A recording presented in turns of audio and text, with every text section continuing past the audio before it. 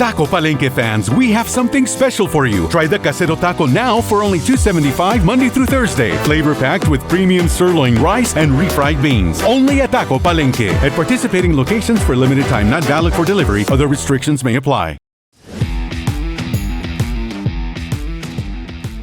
From a top secret network of highly secure locations across North America, this is the Spurs Insider, brought to you as always by Taco Palenque.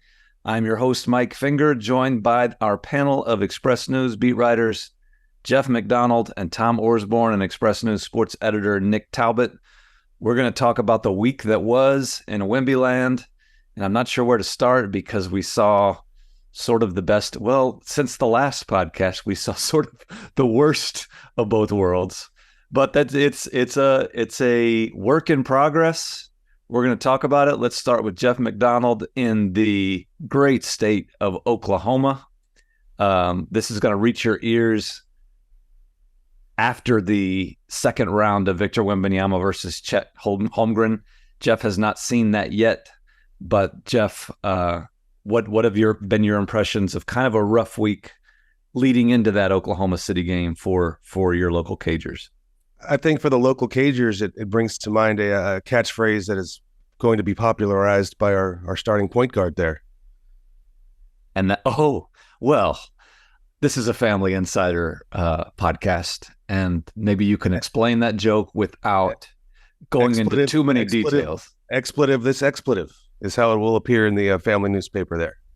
Is that where you want to start? The Jeremy Sochan? We do Wemby every week. Mainly Wemby every week. Let's start with Jeremy Sochan, just for a curveball. Let's start with Jeremy Sochan. Let's tell the listeners what happened when he spoke to the media, and Tom was there. Maybe Tom can speak to this as well.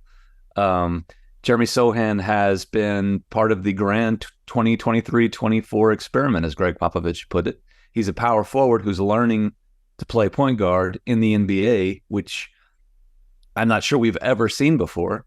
And there have been ups and downs to that as well. And Tom, you were there at the practice site, The Rock, Victory Capital Performance Center on Saturday when Jeremy was describing his ups and downs. And again, this is a family podcast, so don't be too explicit, but you can sort of give us the broad strokes there. Yeah, he kind of bared his soul that day. It was after a workout. He was a little reluctant to come talk to us, but he did. And when he got there, it was well worth the wait. He just kind of bared his soul about the difficulties of, suddenly becoming a point guard, trying to learn that position, trying to defend, the other team's best players, some of the best scorers in the NBA, and then getting on the other end of the court, trying to set up the offense and find guys and lead the team and listen to Pop and on and on. And, he said he has moments and he said he has moments where he just says, bleep this bleep. And who among us hasn't been Jeremy Sochan at some moments in our lives where we, that's what we're thinking. And bleep this bleep. But we, wake up in the morning, put the clothes on, go do it.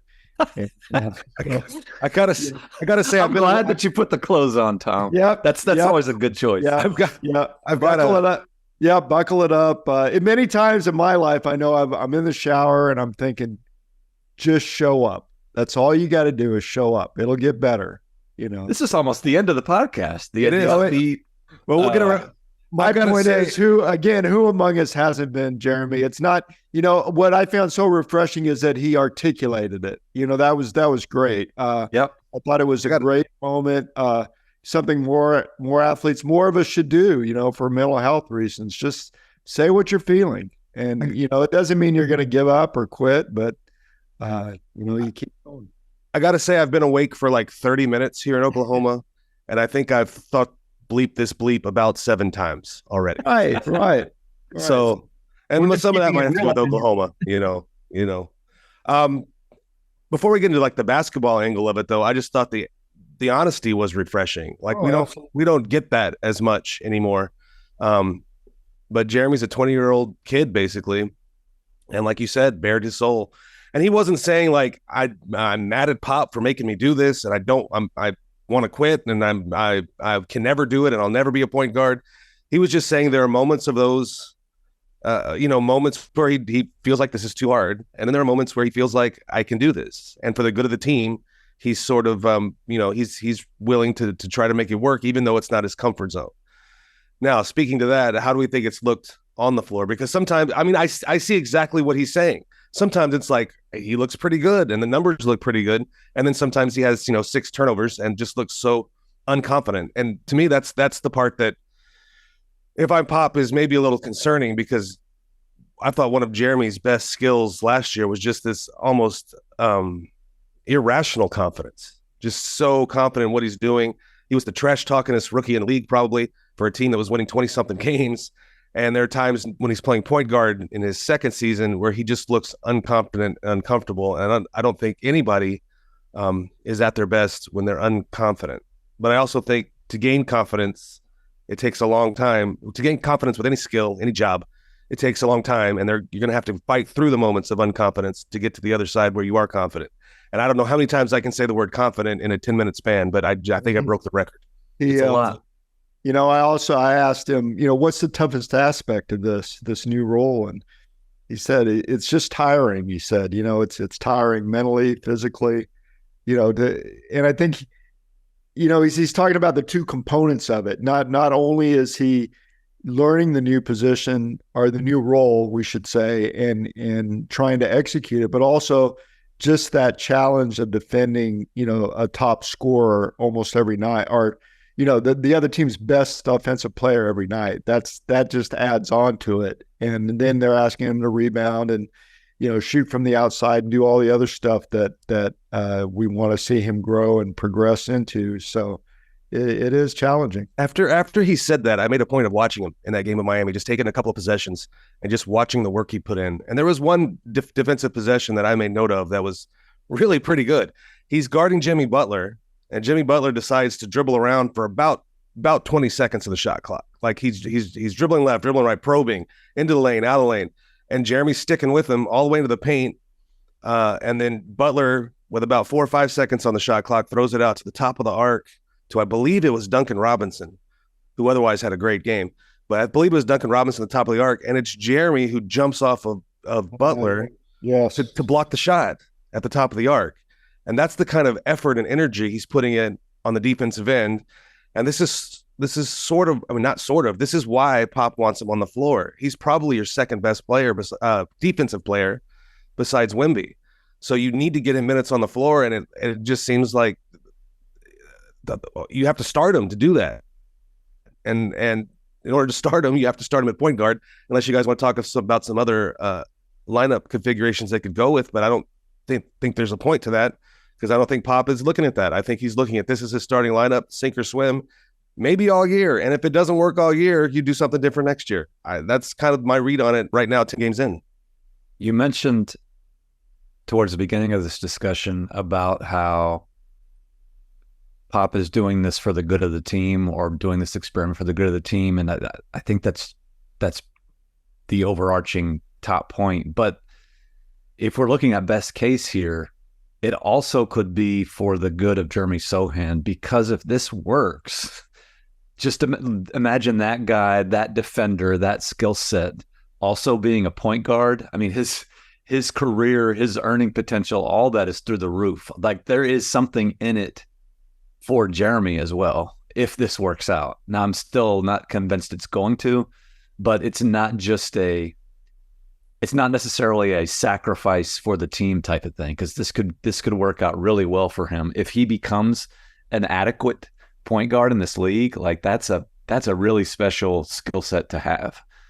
So I do think that we should acknowledge that this could be good for him. Fair point.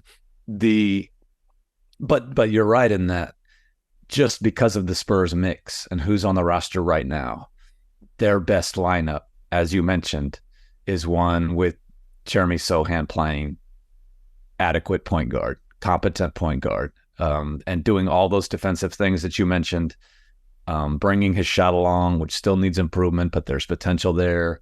He can score. There are times, during these first 10 games where you remember, hey, he's kind of a playmaker who can who can create his own shot too. Some of the stuff that we saw last year, he's still doing sort of power forward shooting guard type of stuff on offense. Every now and then there's flashes of it. And you can see how, well, maybe he'd be better doing that. He certainly looks more comfortable doing that than creating shots for other people. But it's a long-term project. And we've mentioned on this podcast before, giving up on something that you've been planning for all offseason for months. Clearly the Spurs have been planning for this for months. Giving up on it just a few games into it, that doesn't make a whole lot of sense either, because that almost makes you look like you're just throwing stuff at the wall. So I totally get why fans can be clawing their eyes out, pulling their hair out, watching this stuff. It can be ugly at times, but I think there's enough promise there, enough bright spots to where you sort of just stick with it. Because again, this isn't a playoff team. It's not like these losses that are happening in November are going to cost them a chance at the NBA title. I think it's worth it because the upside, if it works out, is so huge, even if the upside isn't that likely to occur. Yeah, as we mentioned before, like this is the year to experiment with this sort of stuff and see what sort of makes you have. The only concern or worry I would have, like you mentioned, I don't care about wins and losses right now. I don't care if it looks terrible at times right now. The only concern I would have is just don't break him. Yeah. Don't ruin him. Don't ruin his confidence to the point you can't get it back. I don't know if that's going to happen. Like I mentioned before, he's probably the most confident kid in the entire NBA.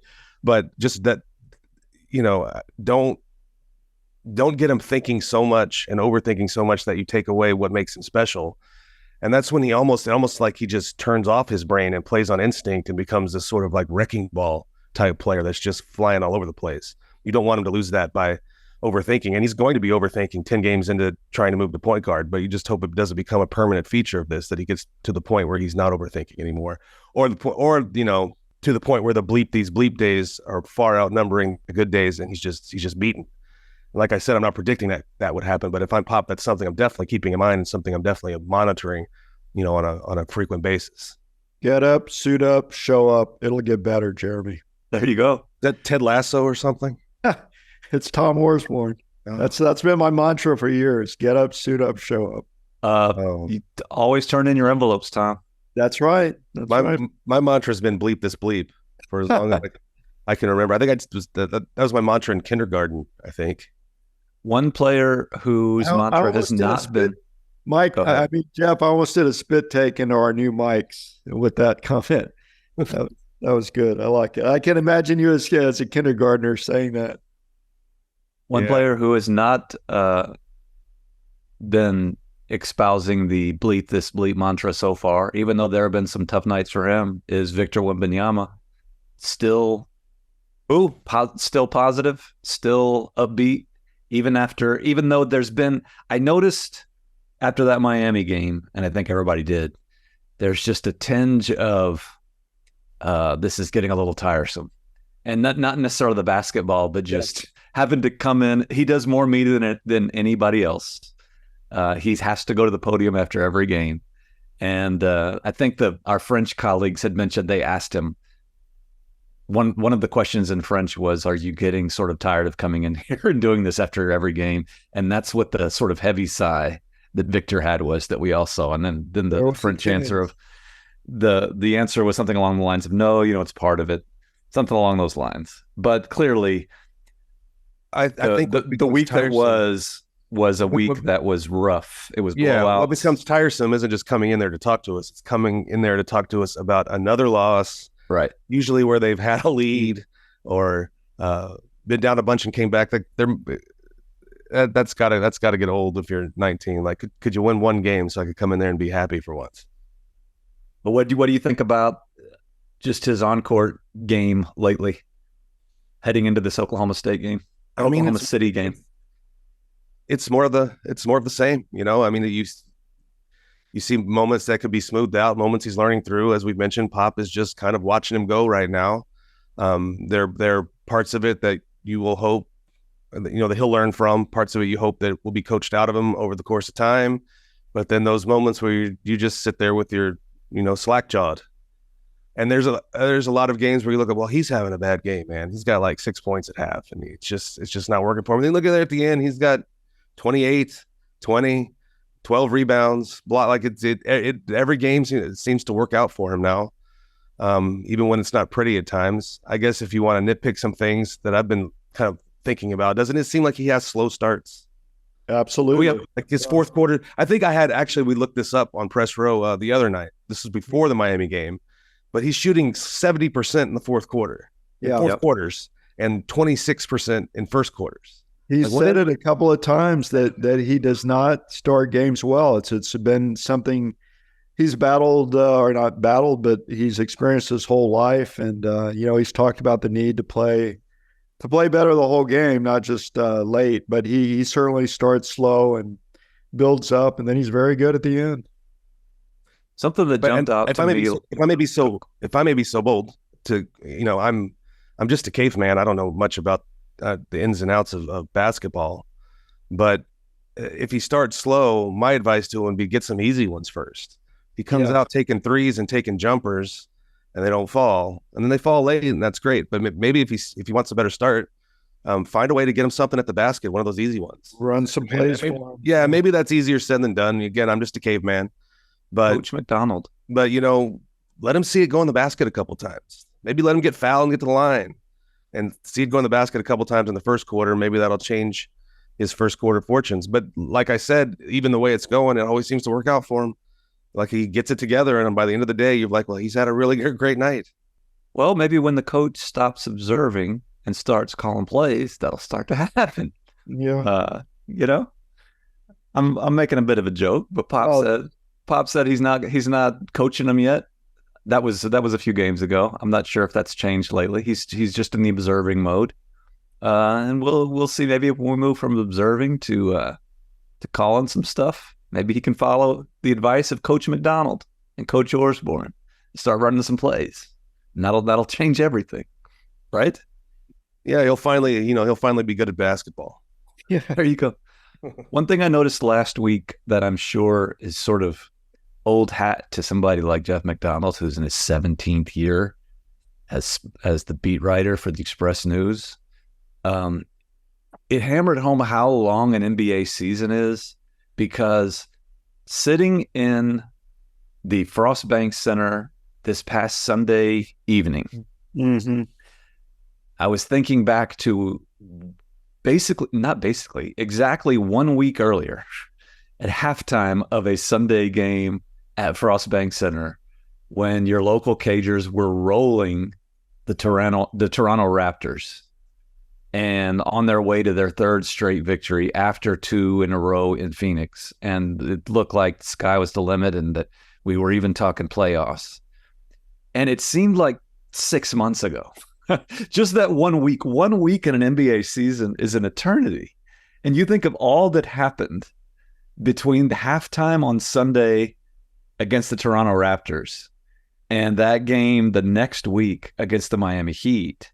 It was like, they blow the lead to the Raptors on that Sunday and lose in overtime. They get blowed out in Indiana in a game that was never close. You have the whole Victor takes Manhattan story that we haven't even got to on this podcast, but was full of some interesting stuff. And you lose the game on the green and yellow court during the in-season tournament to Minnesota in a game where they again trailed by a bunch, made sort of a valiant comeback that made Pop proud, but fell short.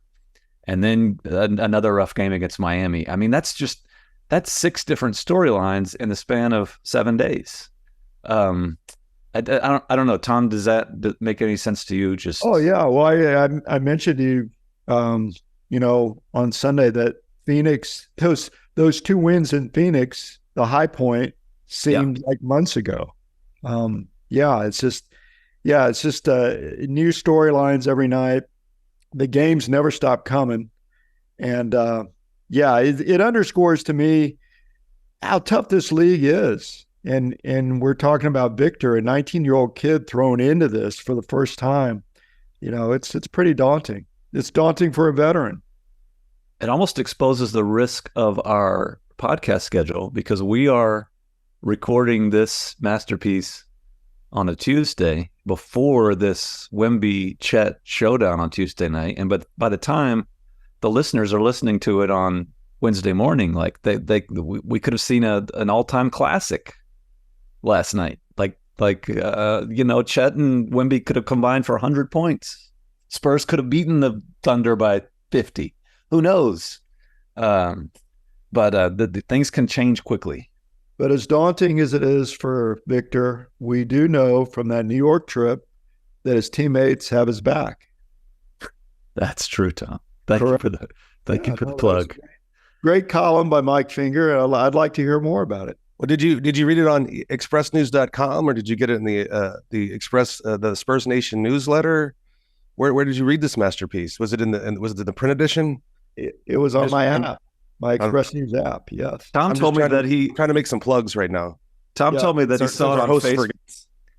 Tom told me he saw it on Facebook from one of the many who just cut and pasted it into their own posts and stole it from us. Yeah, does that happen? Nice. Yeah. But it's cool. It's an honor. People enjoyed it. It was a story that I told my grandmother never to do that. I know. She doesn't listen. She's old. I told and senile. Mark Zuckerberg needs to ban her from the platform for plagiarism. Oh, she should be banned from the platform for way more than plagiarism. There you go. The Jeff and I were sort of arguing over an angle. This is behind the scenes sports journalism stuff that nobody. This happens all the time. Yeah, and I never win. I usually win. We're fighting over a quote. We're fighting over, I want to write this. Jeff wants to write this. Who gets to write it? We have the same idea a lot. Is what we have the same idea a lot. That's sort of an indictment of me, an indictment of him, an indictment of us both. But yes, so there's these negotiations that go on behind the scenes, and Jeff's not happy after this Knicks game because I kind of want him to write what he wants to write. And there's this sort of clash of wills as to who's going to get it. And I think I'd agreed at the time to let him have whatever he wanted. Yeah, it was after I gave you that black eye. You had to back down. That's true. I had to buy the makeup to cover that up, concealer, all that type of stuff. Anyway, I decided to make one last futile, I expected would be futile trip down the hallway. You tend to do this a lot in reporting. You make trips to the locker room knowing you're probably going to get nothing out of it. You check one last back hallway knowing that there's nothing there, just on the remote chance that you stumble into something. And on that night, we stumbled into, first of all, Devin Vassell walking down the hallway, kind of formulating this plan of, they can get mad at one of us for being last on the bus, but they can't get mad at all of us. They can't get mad at six of us. And Keldon Johnson agrees, and Zach Collins and Charlie Bassey. We call him Charlie Bassey, me and Jeff and the PA announcer at Crypto.com Arena. I'll call him Charlie Bassey. Zach Collins was there. I think I mentioned Jeremy Sochan was there. They decide that they're late for the bus. The bus is late for the plane. Somebody's going to be in trouble for being last, but you can't yell at six people. And so they stand there. It really was remarkable. Victor is there in the hallway saying goodbye to his mom, saying goodbye to his dad, kind of having this moment where his mom is consoling her son after a rough night at the Garden. The Garden denizens were chanting overrated at him. It was another tough loss for the Spurs. And these six millionaires basically stand there and wait for him because they don't want him to be last. And I walked up to Keldon and I was like, what's going on here? And he's saying goodbye to his mom. We don't want him to be here by himself. We're going to walk out with him together. And after Victor hugged his mom, hugged his dad, said his goodbyes, he walks into this group of six veterans who supposedly, according to certain parts of the internet, certain parts of the sports viewing world, should be resentful of all the attention that Victor is getting and are supposedly embittered by being overshadowed. Nope, these guys waited for him, patted him on the back, and said, we're walking out of here together. And this is sort of a corny story, hokey story, sappy story, whatever. But I think it speaks volumes about the fact that the sort of Spurs, exactly the culture the Spurs are trying to build is working. And usually when coaches talk about culture and players talk about culture, I kind of roll my eyes, as a lot of us do. And a lot of times it is eye-rolling worthy. But I think in this case, it really was striking to me. Maybe I have a soft spot. Maybe I'm gullible. But to see those guys sort of wait for him just to make sure he wasn't the last guy on the bus, I think it was meaningful. And so there you go. There's the story, Tom. Yeah, I had a little assist on that, didn't I? Yeah, you mentioned the Devin line. Yeah, I just want the readers and viewers to readers and listeners, and I guess viewers, to know that we can also work together. You know, sometimes Durant and Westbrook can get along. You know, who's Durant in the situation? I think it's fairly obvious. I do too. No, but anyway, we'll just leave it at that. But anyway, yeah. So you had I had left the locker room maybe a minute and a half, two ahead of you that day, and I just sort of I didn't really know any of this was going on, but I walked through that gaggle of Devin and the other five, and overheard Devin talking loudly about how they can get mad at one of us, but one of us can't be late, but we can if we're whatever. Solidarity. It's called solidarity. Right. But I didn't know what I didn't know what he's talking about. I know that I just went up to I just kind of overheard it and went up to the press room to write my piece. And that's when Mr. Finger came up there and told me what he had observed. And I was like, well, I heard Devin say this. And then we both looked at each other and it just sort of clicked. Well, that's exactly what happened. We put the story together and it was a little teamwork there. Wow, that's inspiring. That's inspiring. It's the kind of quality behind the scenes stories reporting you're going to get in the Express News, print edition, expressnews.com. and all our other platforms. I know you're saying that for the plug, but I'm going to say it out loud. Like nobody else, I'm just going to say listeners and viewers, and nobody else in the world, no other organization is on the ground floor of every single Spurs game, home and away. So if you want the real behind the scenes stuff, you know where to go. Go to Facebook after they steal it from us. Oh, good Lord. I'm just saying. The ground floor of every Spurs game, that's true. Here we go. I just want to again acknowledge how much I enjoy Madison Square Garden, where the ground floor of the press room is floor 6, and you come up with the garbage, and they yell at you, and the media meal is a pain, and I think something's wrong with you. You like this. I love it you more like than the anything. Punishments. I think you need to talk to your therapist about this, about why you like to be just humiliated in that way. It's not humiliating. It's authentic. I love the authenticity of New York. I love the authenticity of the Garden. There's no being nice to you for nice's sake. It's just real. And realized the other day, it's been as a columnist in my current role, I think it was my 7th consecutive year going to the Garden, and it's just my favorite place to go because of how angry everybody sort of is. It's great, and Pop is great there. Pop loves the big crowd of media at the Garden, and he was delightful as usual. How many days after you got back from New York did it take for you to lose the fake accent you were doing the entire time there? This podcast is the first time I've stopped.